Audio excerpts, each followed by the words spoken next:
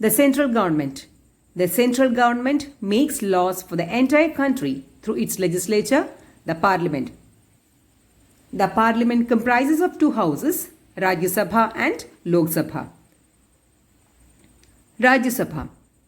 It is also called the upper house or the Council of States. The Rajya Sabha consists of 250 members at the most.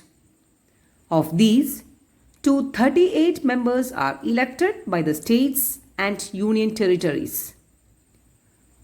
12 members nominated by the President are persons having special knowledge or practical experience in the fields of literature, science, arts, sports and social service.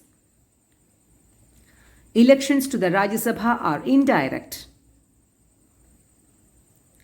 Rajya Sabha members are elected by the elected members of Legislative Assembly of the concerned states.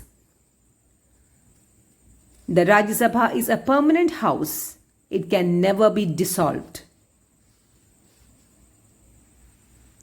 Its members are elected for a period of 6 years. The Vice President of India acts as the chairman of the Rajya Sabha.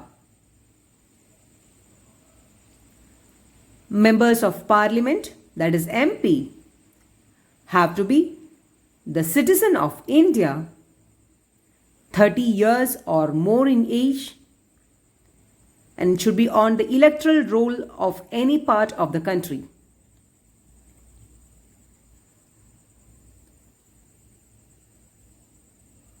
Lok Sabha. It is also called the lower house or house of the people. The house is presided by the speaker, who is elected by the members of the house. The members of the parliament, that is MP, elect a person from amongst themselves as the speaker of Lok Sabha. The members of parliament have to be citizen of India, more than 25 years of age, and it should be on the electoral rolls of any part of the country.